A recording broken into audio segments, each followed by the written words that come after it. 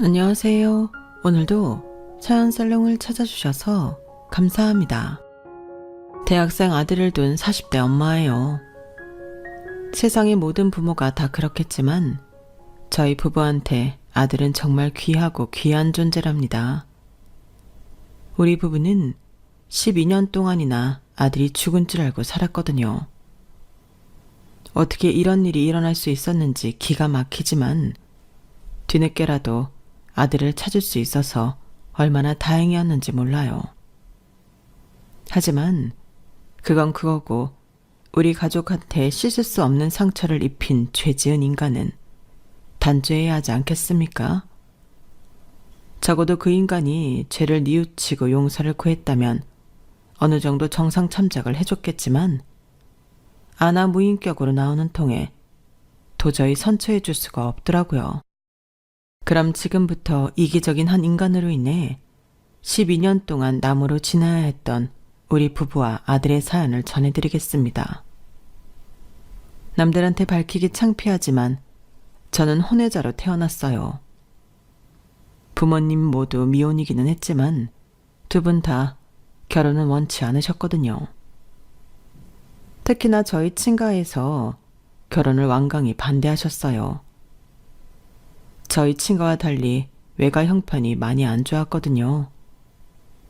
경제력만 그런 게 아니라 그 외에도 문제가 많았어요.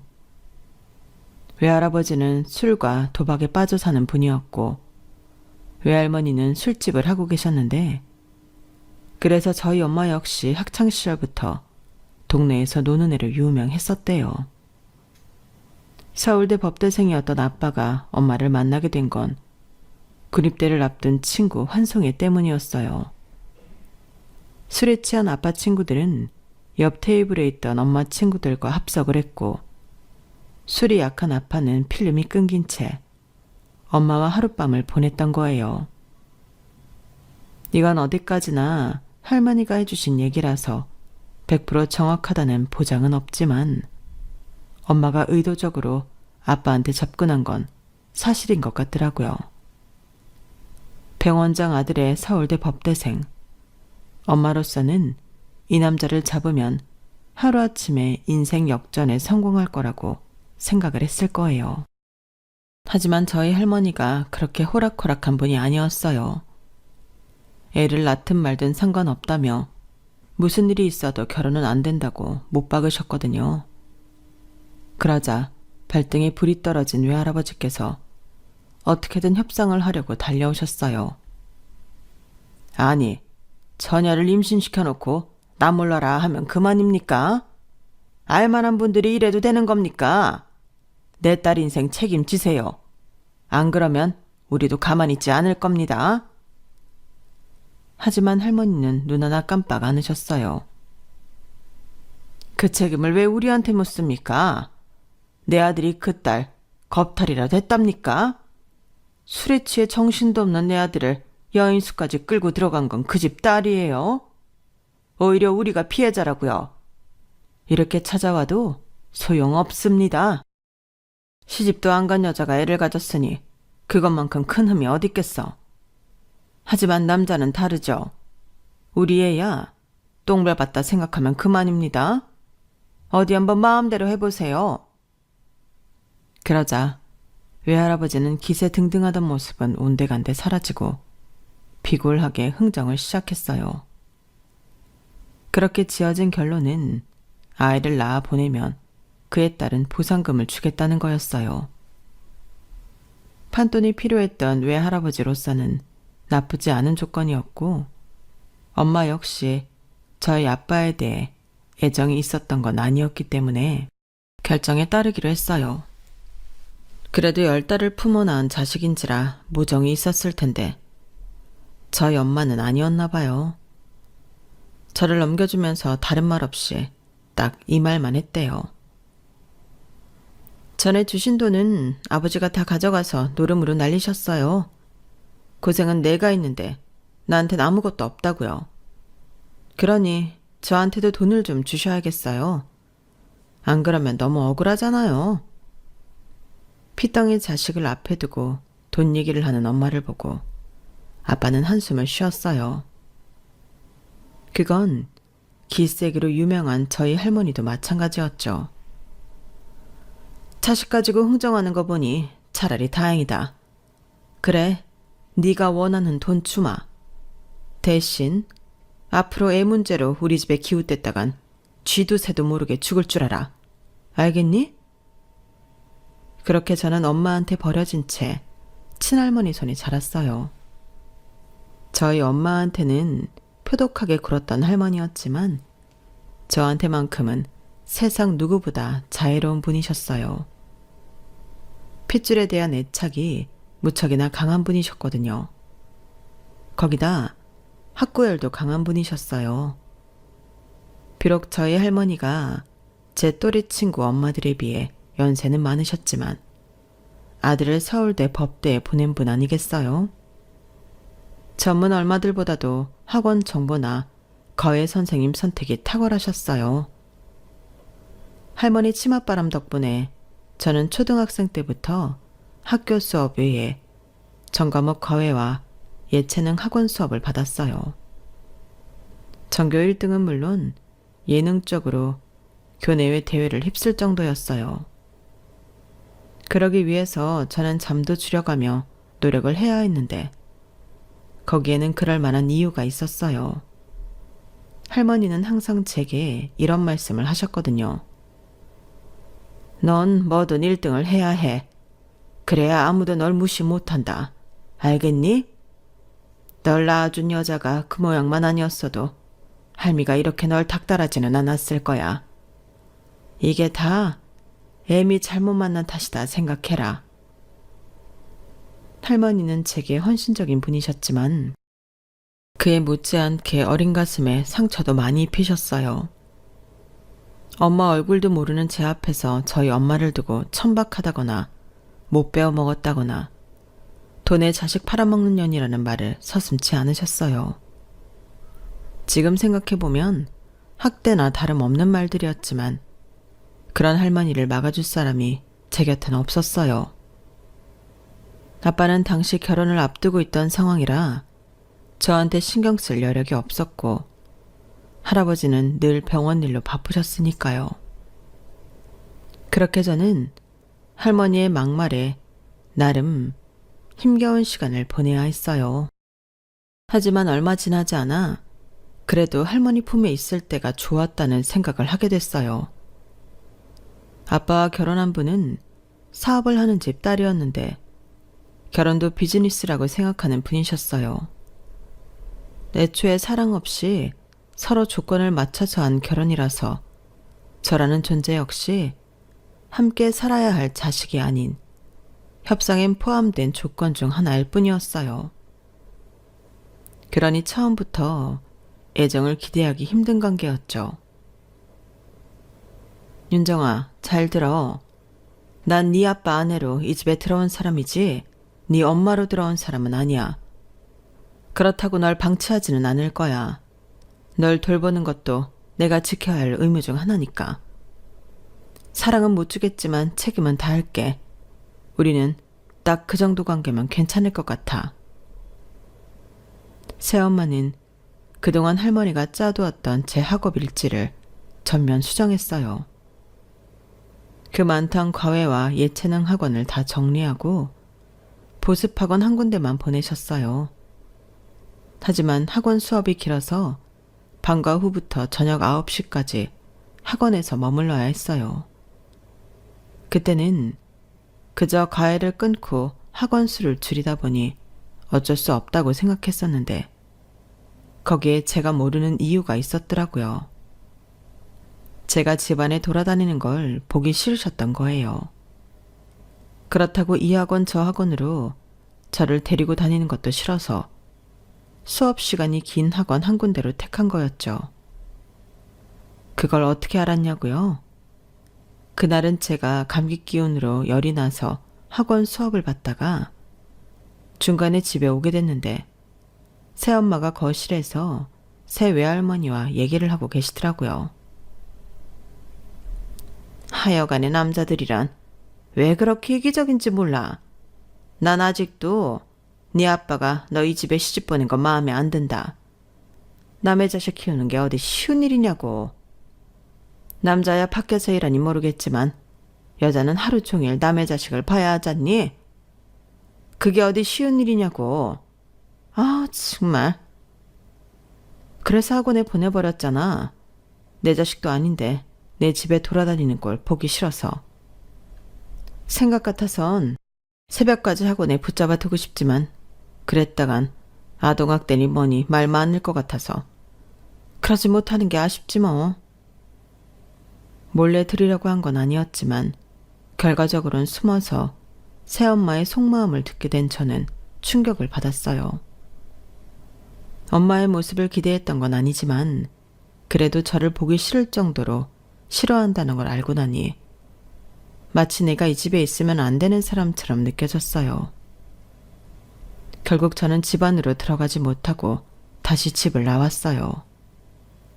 그리곤 집 근처 놀이터에서 학원 끝나는 시간이 될 때까지 기다리다가 집으로 돌아왔어요. 새엄마는 평소대로 도우미 아주머니를 시켜 제게 저녁밥을 차려주셨어요.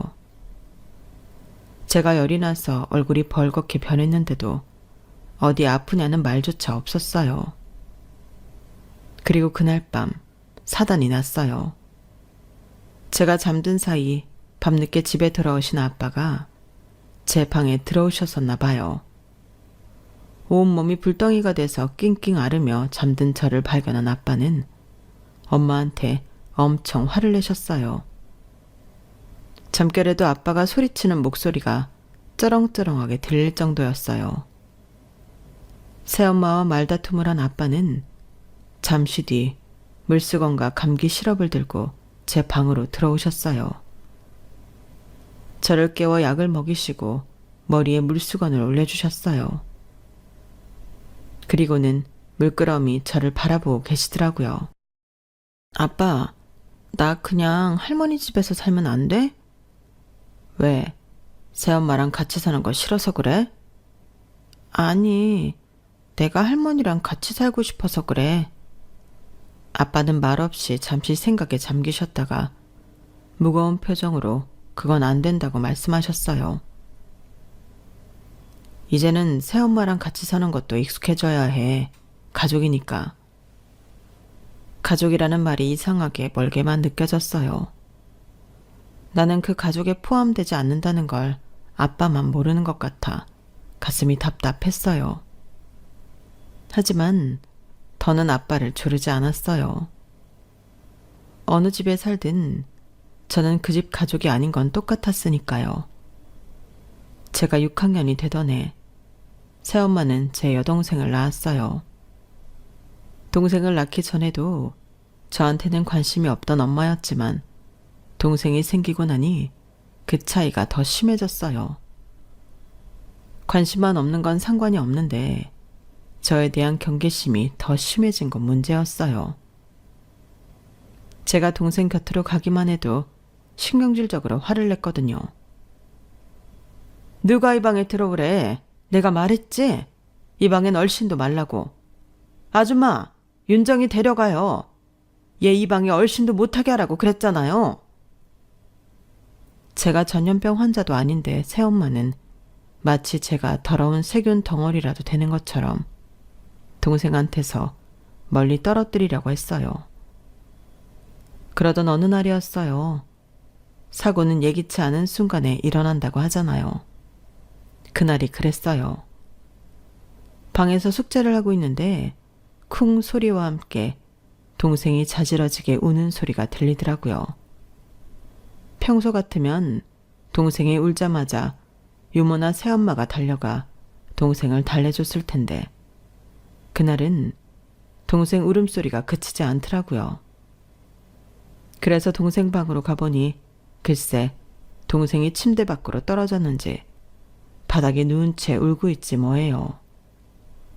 새엄마가 그 방에는 들어가지 말라고 하도 말을 해놔서 들어가야 하나 말아야 하나 고민을 하고 있는데 그때 마침 유모가 달려왔어요.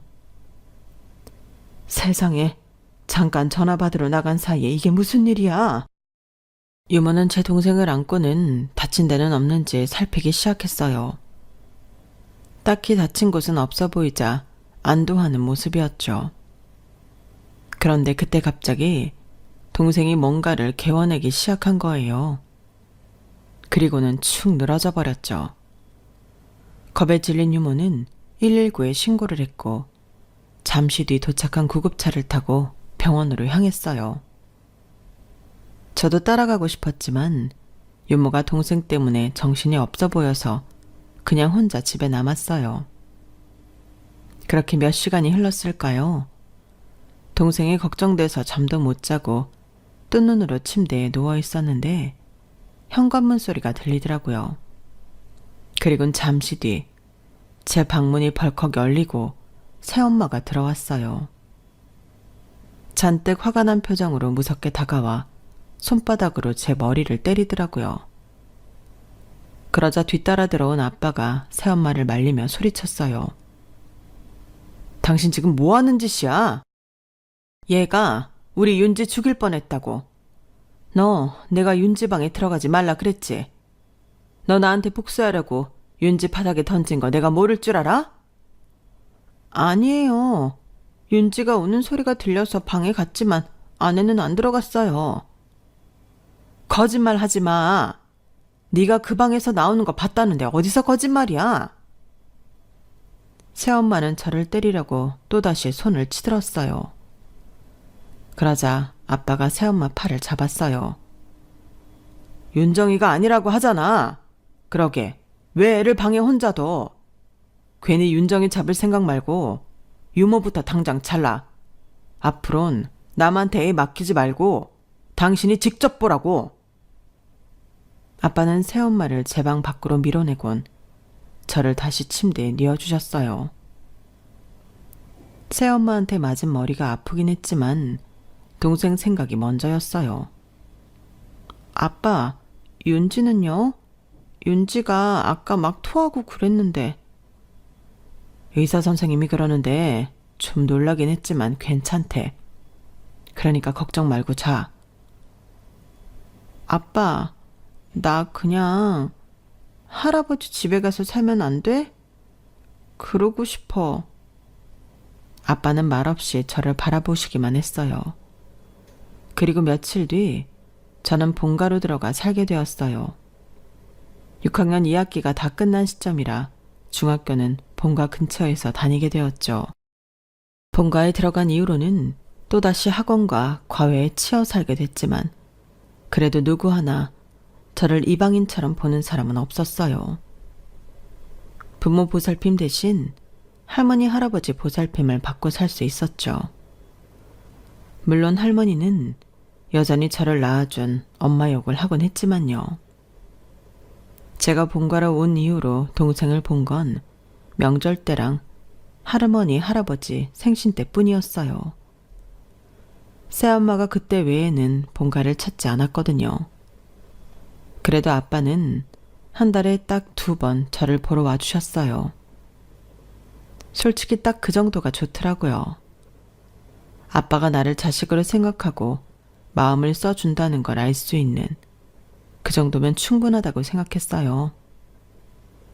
본가에 살면서 할머니 치맛바람 덕분에 온갖 사교육을 경험하게 된 저는 K대에 합격을 했어요. 고등학생 때까지는 내가 원하는 인생이 아니라 할머니께서 바라시는 인생을 살았지만 대학에 들어가고 나니 더는 그렇게 살고 싶지 않았어요. 강의 빠졌다고 집에 연락할 담임 선생님도 없고 성적으로 차별하는 사람들도 없어서 주변 눈치 볼 일이 없었거든요. 물론 할머니께선 여전히 성적을 강요하셨지만요. 높은 성적을 받아야 남들보다 좋은 직장에 들어갈 수 있고 그래야 결혼할 때 내세울 게 하나라도 더 생기는 거라고 하셨지만 저는 그러기 싫었어요. 결혼을 위한 직장이 아닌 내가 원하는 일을 하고 싶었거든요.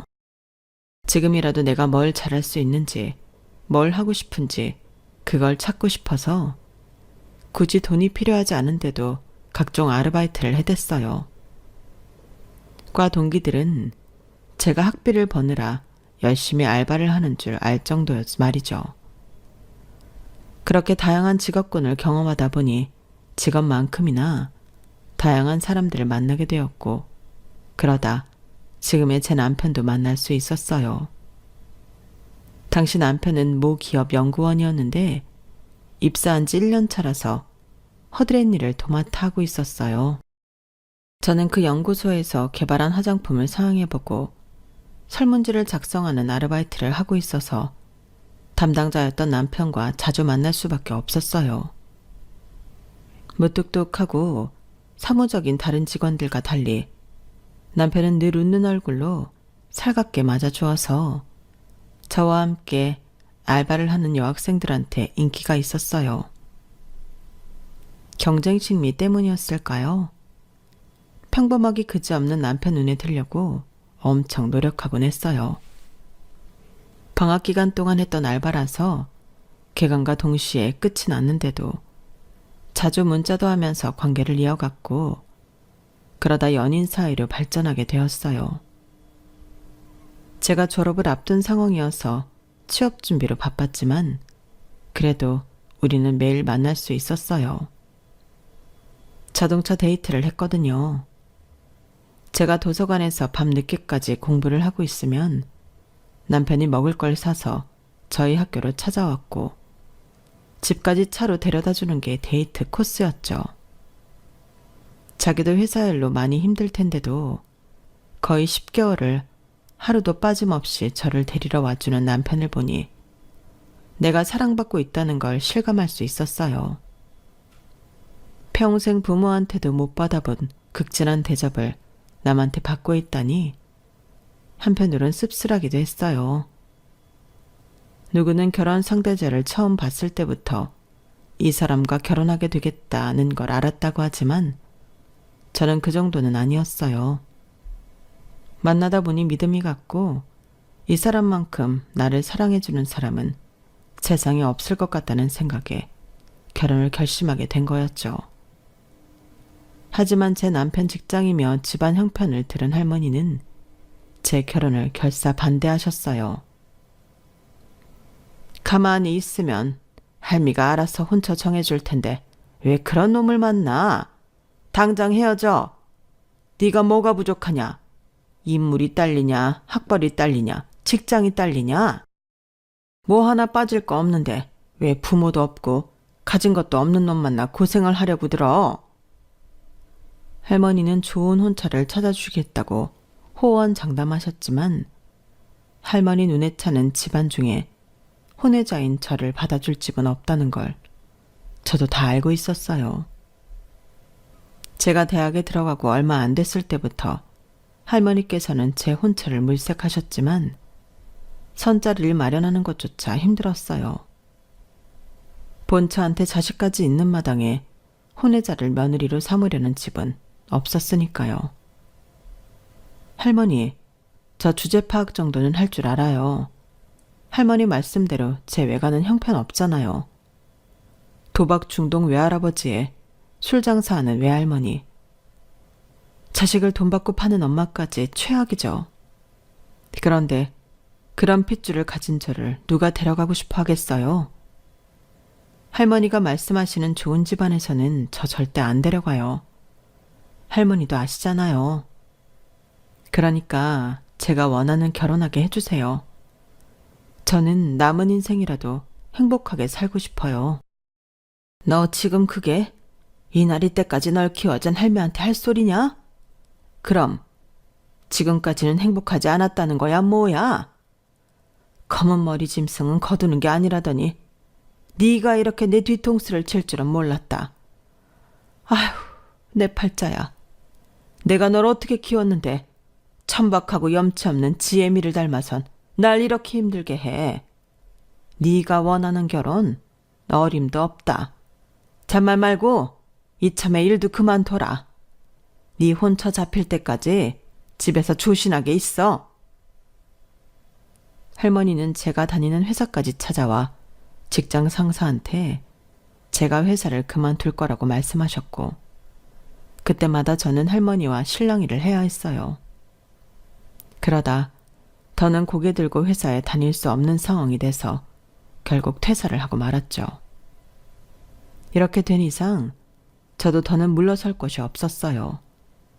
가급적 어른들의 허락을 받고 결혼 생활을 시작하고 싶었지만 이렇게 저를 몰아세우니 어쩌겠어요. 세기의 사랑은 아니었지만 결혼을 위한 도피를 할 수밖에요. 당시 남편은 경기권에 있는 회사에 다니고 있어서 그쪽에 원룸을 구해 살고 있었거든요. 저는 아빠와 할머니, 할아버지께 말씀 안 드린 채 제 집만 챙겨서 남편 원룸으로 들어갔어요. 그리곤 거기서 신혼을 시작했어요. 남편이 일찍 부모님을 여의고 친척집에서 자란 터라 이렇다 할 가족이 없기도 했고 저 역시 집에선 결혼 허락을 못 받은 처지라서 따로 식은 올리지 않고 혼인신고만 했어요. 뒤늦게 제 결혼 사실을 알게 된 아빠가 아파트를 사주셔서 얼마 뒤 이사를 했어요. 사실 남편도 저도 집을 받고 싶지 않았지만 아빠는 그렇게라도 부모 노릇을 하고 싶어 하셔서 염치불구하고 받게 되었어요. 할머니는 당신 뜻을 거스르고 집을 나간 손녀딸이 용서가 안 되시는지 당신 죽거든 장례식에도 오지 말라고 하시더라고요.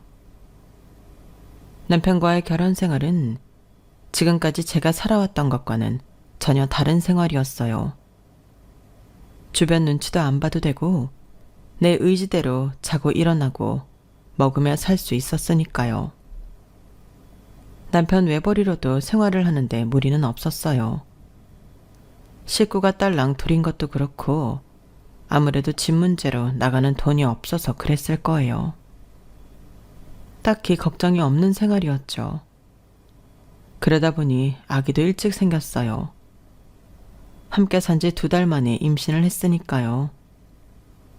저희 집 근처에는 40분 거리에 위치한 산부인과가 딱 하나 있었는데 그래서 인근 지역에서 몰려든 산모들로 늘 북적였어요.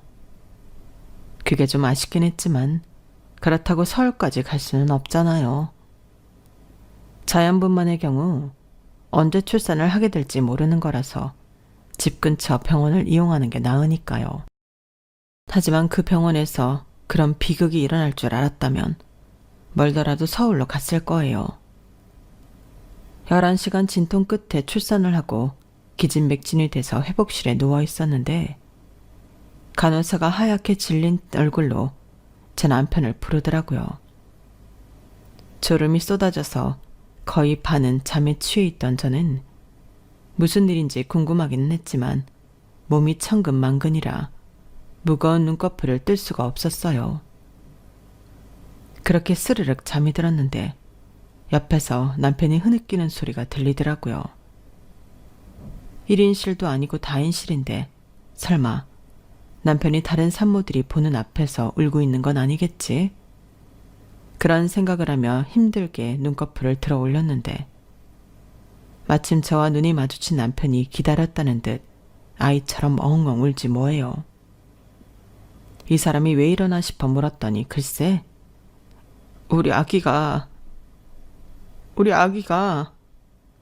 우리 아기가 왜? 무슨 소린데 제대로 알아듣게 말을 해봐. 죽었어. 그 한마디에 심장이 쿵 내려앉는 것 같았어요. 그래서 성치 않은 몸으로 아기를 보겠다고 일어나려는데 남편이 그런 저를 꼭 끌어안고는 그러더라고요. 이미 늦었다고요. 제가 긴 산통 끝에 출산을 하고 까무러치다시피 해서 거의 10시간 가까이 잠들었던 모양이었어요. 그 사이 우리 아기는 무지개 다리를 건넜고 사망 선고까지 받은 상태였죠. 10달을 품어서 이제 겨우 얼굴을 보나 했더니 제대로 안아보지도 못하고 자식을 떠나보내게 되자 온전한 정신으로 버틸 수가 없었어요. 제가 하도 울부짖고 난동을 피워서 1인실로 옮기게 되었는데 정신을 차려보니 뒤늦게 소식을 듣고 달려오신 할머니가 제 곁을 지키고 있었어요. 아빠와 의사인 할아버지는 담당 의사한테 정확한 사인을 들으러 갔다고 하더군요. 장례식에도 찾아오지 말라고 했던 할머니는 자식을 잃은 손녀딸 손을 꼭 잡아주셨어요. 그리곤 이게 다 당신 탓이라고 하셨죠. 내가 고집만 부리지 않았으면 네가 이런 병원에서 자식을 잃지는 않았을 텐데 이게 다 내 죄다. 그러니 원망하려거든 이 할머니를 원망해. 불쌍한 것. 어쩜 이리 팔자가 기구하니. 할머니는 혼이 나간 사람처럼 멍하게 천장만 바라보고 누워있는 제 옆에서 한참을 우셨어요. 할머니는 당장 서울에 있는 병원으로 옮기자고 하셨지만 제가 거절을 했어요. 만사가 귀찮고 사람들 꼴도 보기 싫고 손가락 하나 까딱하기 힘들 정도로 지쳐 있었거든요. 그래서 아빠와 할머니, 할아버지를 돌려보내고 조용히 병실에 누워 있었어요. 남편은 내일 병원에서 바로 출근할 수 있도록 출근 준비를 해서 오겠다며 집으로 갔고요. 그런데 밤늦게 누가 병실 문을 두드리더라고요. 간호사인 줄 알았는데 환자복을 입고 있는 걸 보니 산모 같았어요. 제 또래의 젊은 여자는 잠깐 들어가도 되겠냐고 묻더군요. 그러라고 했죠. 우리 같은 병실에 있었는데 나 기억나요? 앞 침상에 있었는데. 사실 기억도 안 났어요. 거의 실신 직전에 병실에 실려와 잠이 들었고 눈을 뜨자마자 청청병력 같은 소리를 들었으니까요. 그래 기억이 안 난다고 했더니 그럴 줄 알았다고 하더군요. 실은 나도 2년 전에 자식을 떠나보냈어요. 자식이라고 하기도 뭐하죠.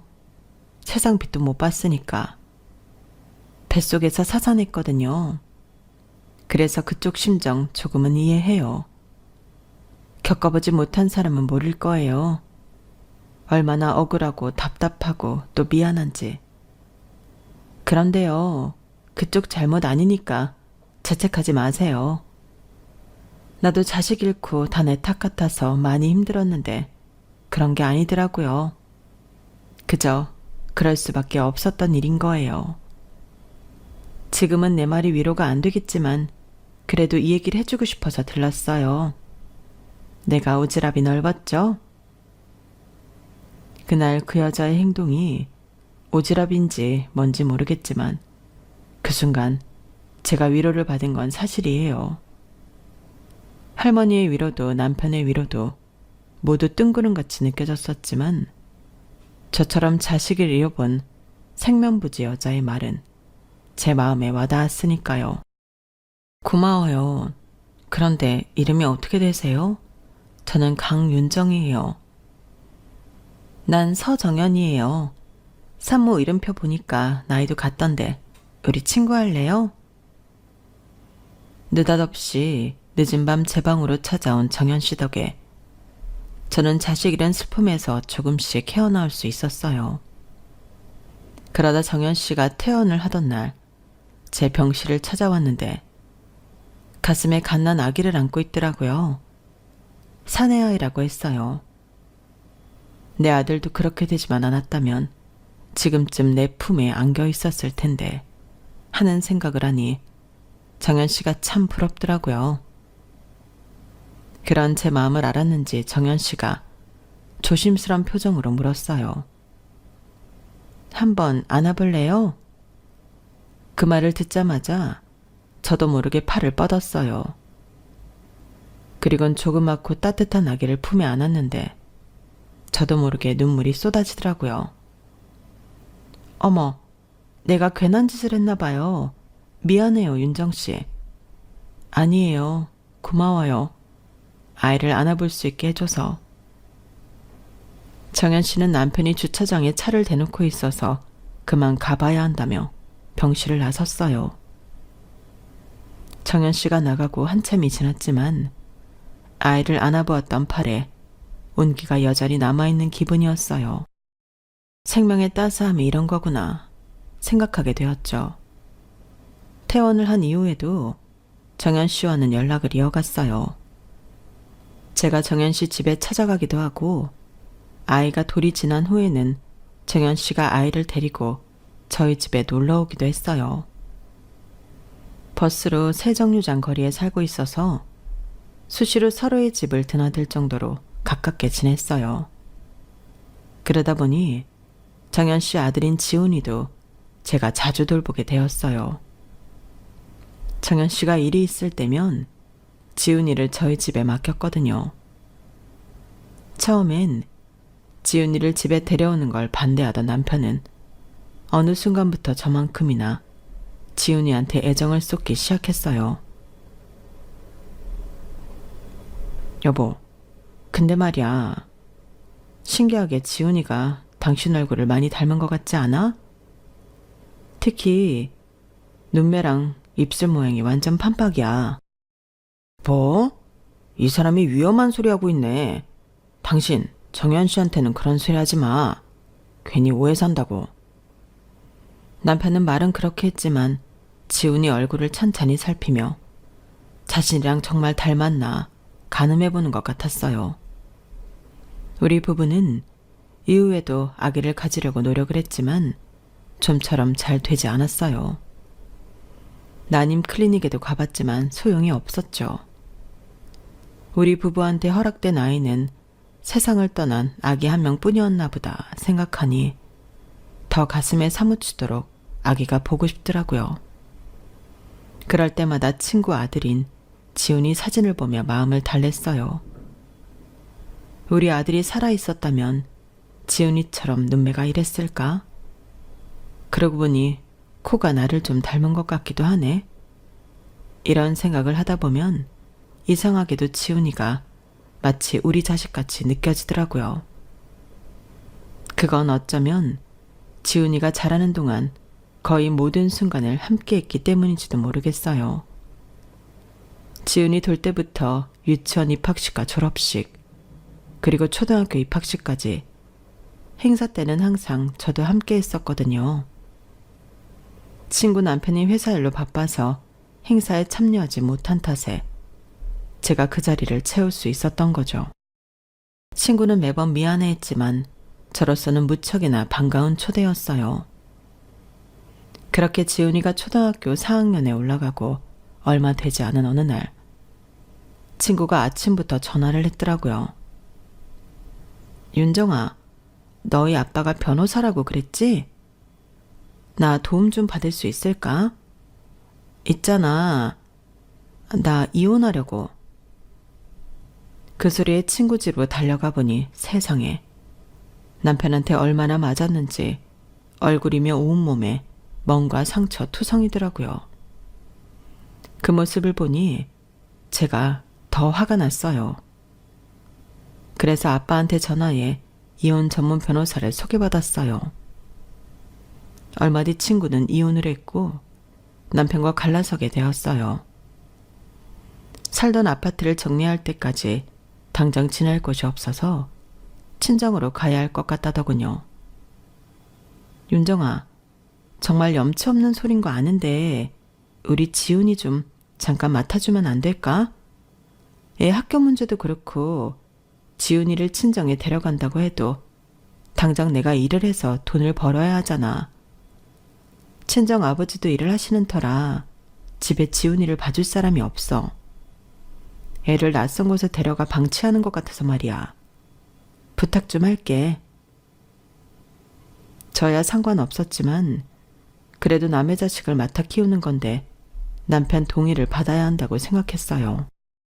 그래서 남편한테 전화해 의향을 물었더니 사정이 딱하니 어쩌겠냐며 그러라고 하더군요. 그렇게 저희 부부는 친구 아들을 데리고 살게 되었어요. 친정이 있는 지방으로 내려간 친구는 일주일에 한 번 정도 연락을 해왔어요. 아이 학용품에 들어가는 돈이나 간식비를 보내겠다고 했지만 자기 형편도 어려운 거 뻔히 아는데 그 돈을 받기는 그렇더라고요.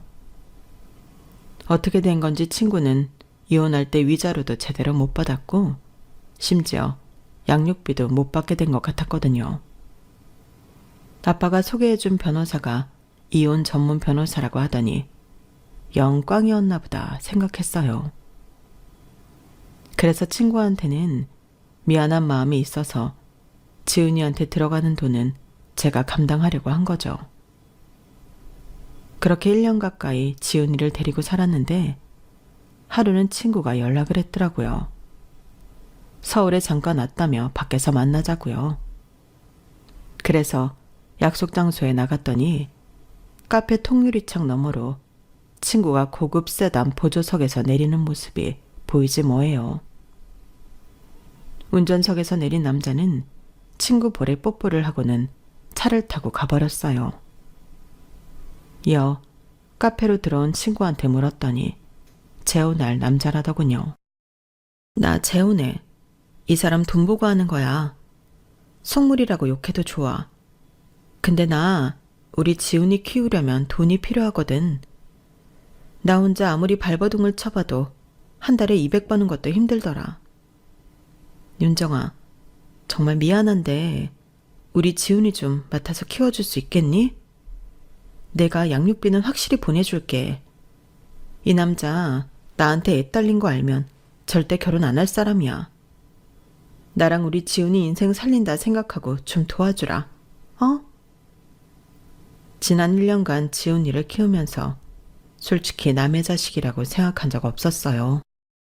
오히려 함께 살면 살수록 지훈이가 진짜 우리 부부의 친아들처럼 느껴졌거든요. 하지만 그렇다고 해서 남의 자식을 평생 데리고 살 수는 없는 거잖아요. 그래서 망설여졌어요. 집에 돌아와 남편과도 상의를 했지만 남편도 저와 생각이 비슷하더라고요. 심정적으로 지은이한테 정이 가는 건 사실이지만 그래도 남의 자식이라서 계속 키우는 건 망설여졌으니까요. 그런데 그때 마침 일이 벌어진 거예요. 자꾸 어지럼증을 호소하고 코피를 자주 썼던 지훈이가 학교에서 쓰러져서 병원에 실려간 거예요. 그리곤 급성 백혈병 판정을 받았어요. 순식간에 벌어진 일이라서 정신이 없었지만 일단 친구한테 알려야겠다 싶었어요. 그래서 전화를 해서 상황을 전하고 지훈이가 골수이식을 받아야 하니 와서 조혈 모세포 검사를 받아보라고 했어요. 그랬더니 뭐라는 줄 아세요? 윤정아, 이렇게 밝히긴 싫었는데 상황이 이러니 할 수 없네. 실은 나 지훈이 친모 아니야. 우리 부부 이혼한 거 지훈이가 우리 자식이 아니라서 그랬던 거야. 상황은 안 됐지만 지훈이랑 나 혈연관계가 아니라서 내 골수가 지훈이한테 맞는다는 보장도 없다고. 그게 무슨 소리야? 네 아들이 아니라니. 친구 전 남편은 지훈이가 자신과 닮은 구석이 없는 게 의심스러워서 DNA 검사를 받았다나 봐요. 그 결과 지훈이가 친자가 아니라는 걸 알았고 친구의 외도를 의심하며 이혼 소송을 벌인 거죠. 하지만 친구 역시 외도를 한 적이 없기에 지훈이랑 DNA 검사를 했었나 봐요. 그랬더니 충격적이게도 친구와도 모자관계 불일치 판정이 나온 거죠. 내 생각인데 아무래도 병원에서 아이가 바뀐 것 같아. 순간 그 말에 온몸에 전율이 오르는 것 같았어요. 전부터 지훈이가 남편과 저를 많이 닮았다는 생각을 해온 터라 혹시나 하는 생각이 들더라고요. 그래서 지훈이랑 우리 부부의 친자 검사부터 했어요. 그랬더니 세상에 일치하더라고요. 그때는 죽은 줄 알았던 자식을 찾았다는 기쁨과 생사를 오가는 우리 아들을 살려야 한다는 생각에 누구의 잘못으로 이런 비극이 일어난 건지 시시비비를 가릴 처지가 아니었어요. 남편과 저는 서둘러 저혈 모세포 검사를 받았어요. 남편 골수는 아이와 맞지 않았고 다행히 저는 이식이 가능하다고 하더군요. 그래서 골수 이식 수술 날짜부터 잡았어요.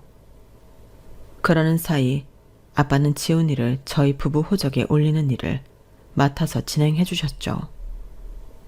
친구는 지훈이를 키울 의사가 없었기 때문에 생각보다 쉽게 서류 정리가 끝날 수 있었다고 하더군요.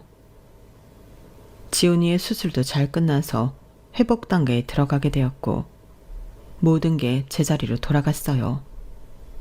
12년 만이었죠.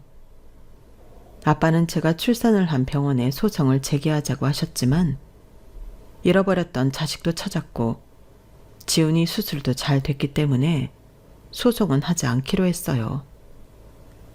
더군다나 친구 덕분에 지훈이의 어린 시절을 곁에서 지켜볼 수 있었으니 그나마 다행이다 싶었거든요. 지훈이한테는 그간 벌어진 일들을 알기 쉽게 설명을 해주었어요. 아이가 혼란스러울 테니 한동안은 우리 부부가 노력을 해야겠다 생각했는데 생각보다 빨리 지훈이가 우리를 받아들이더라고요. 그렇게 시간이 흘러 올 초에 우리 아들은 대학에 들어갔어요. 그리고 우리 가족은 8년 전 일이 무색할 정도로 평범한 가정의 부모 자식 간으로 살게 되었죠.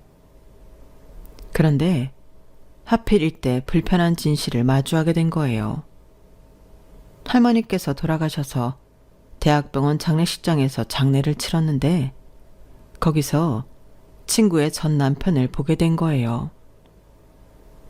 친구 전 남편은 지훈이가 우리 부부와 함께 있는 걸 보고는 알아듣기 힘든 말을 하더군요. 와, 이제 보니 지훈이가 누구 자식인지 단박에 알겠네요. 이것들이 남의 집 자식 가지고 장난을 쳤던 거네. 친구 남편은 얼굴이 붉게 달아올라선 그동안 우리가 알지 못했던 이혼 사유를 전해주었어요. 정확한 이혼 사유는 제 친구의 외도였더라고요. 나중에 알고 보니 그 산부인과 의사놈이랑 바람을 피웠더라고요. 그 자식 애를 임신해놓곤 내 애라고 거짓말을 했다고요.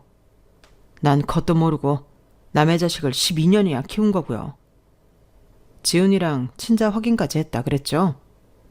그럼 답은 뻔하네. 이거 다 그 년놈이 벌인 짓이라고요. 생각해보세요. 우리나라 산부인과에서 애가 바뀔 확률이 얼마나 되겠어요? 80년대도 아니고 2000년대에. 누가 의도적으로 바꾼 게 아니라면 이게 말이 안 되는 거라고요. 어쩐지 이혼 소송할 때 그년이 지훈이가 지 자식이 아니라고 하면서도 병원에 소송 걸 생각은 않더라니. 그렇게 돈 좋아하는 년이 돈 벌 기회를 마다하는 거 보고 이상하다 싶었는데 아주 역대급 막장 드라마였구만. 말인즉슨 우리 아기가 바뀐 건 친구와 그 병원 의사 소행이라는 거였어요. 그 말을 듣는데 순간 저 밑에서부터 분노가 치밀더라고요. 그 긴 세월을 나와 내 남편을 속이고 거짓말을 해온 사실이 도저히 용서가 안 됐어요. 감히 내 자식을 가지고 장난질을 쳐? 죄도 없는 그 어린 거 인생을 망쳐가면서? 도저히 용서 못해. 다 죽여버릴 거야. 사회에서 생매장 시켜버릴 거라고. 내 자식을 자기 필요할 때 써먹고 필요가 끝나자마자 우리 부부한테 떠넘겼다는 사실에 태어나서 처음 사리까지 느끼게 되더라고요. 8년 전 소송을 걸라는 아빠 말에 죽은 줄 알았던 자식 찾은 걸로 만족하겠다고 했던 게 이렇게 후회가 될 수가 없었어요. 그때 소송을 했더라면 추악한 인간들을 진작에 처리할 수 있었을 테니까요. 하지만 늦었다고 생각할 때가 가장 빠른 거란 말이 있잖아요. 친구도 병원 의사도 그동안 많은 걸 잃어놓았으니 차라리 잃을 게 많아진 지금 무너뜨리는 것도 괜찮다 싶었어요. 복수의 파급이 8년 전보다 오히려 더 클 테니까요. 할머니 장례가 끝나고 아빠 로펌으로 가서 정식으로 이번 소송을 의뢰했어요. 어떻게든 그 인간들한테 가장 큰 타격을 줄 수 있도록 재판 설계를 해달라고 부탁드렸죠. 실형을 살게 된다면 최대치로 살게 해주시고 벌금형밖에 안 된다면 받을 수 있는 한 최대치로 받아주세요. 그리고 그와 별도로 우리 가족이 상처받은 거 이상으로 그 인간들한테 상처 주고 싶어요. 그것들 인생 개박살 내고 싶다고요. 아빠, 도와주세요. 살면서 이렇게 간절히 누군가를 미워해 본 적이 없어요. 날 버린 엄마도, 나를 괴물 취급하던 새엄마도 이렇게 미워하지 않았으니까요. 나한테 상처 준 인간들은 잊을 수 있지만 내 자식한테 상처 준 인간들을 절대로 용서할 수 없는 거잖아요. 그래서 머리에 꼭 꽂은 미친년처럼 친구년과 의사놈 인생을 개박살 내려고 달려들었어요. 아직 재판 결과도 나오지 않은 상황이지만 이미 의사놈은 병원도 망하고 이혼까지 당하고 말았어요. 제가 내연녀와 짜고 남의 아이까지 빼돌린 사실을 적은 피켓을 목에 걸고 병원 앞에서 1인 시위를 했거든요. 누군가 그걸 동영상으로 찍어 인터넷에 올렸고 그 사실은 의사 부인과 그 자식들한테까지 전해지게 되었어요. 환자 아이를 바꿔치기 했다는 소문에 그 병원을 찾는 환자가 줄어버린 건 당연한 수순이었고요. 그리고 친구녀는 어떻게 됐냐고요? 재혼해서 사모님 소리 듣고 잘 산다길래 그 남편 회사 게시판에 대표 부인이 벌인 막장 스토리를 올렸죠 뭐. 벌금형을 받을 각오를 하고 벌인 일이었어요. 덕분에 친구녀는 남편한테 이혼 소송을 당했고 그 과정에서 결혼 후에도 다수의 남자들과 외도를 벌인 사실이 밝혀져서 상간남들 부인들한테 위자료 청구 소송까지 당하게 됐더라고요. 걸레는 빨아도 걸레라고 운 좋게 인생 역전을 하고도 재벌릇 개 못 주고 더럽게 살다가 결국 똥통에 빠지게 된 셈이었죠. 이제 저와의 소송으로 실형까지 살게 되면 아주 인생이 구제하기 힘들 정도가 될 것 같네요. 지금 이렇게 사연을 적으면서도 속에선 천불이 오르내리고 있어요. 내 아이가 죽었다는 말을 듣던 순간이 떠올라 울컥하기도 하고요. 그래서 끝까지 싸워볼 생각입니다. 남의 인생을 함부로 가지고 논 인간들의 최후가 어떤 건지 똑똑히 보여주려고요. 응원의 말씀 부탁드려요. 지금까지 제 사연을 들어주셔서 감사합니다. 항상 행복하셨으면 합니다. 여러분, 사연 댓글에 응원과 현명한 조언 부탁드려요. 좋아요와 구독은 저에게 큰 힘이 됩니다. 오늘도 좋은 일 가득하세요.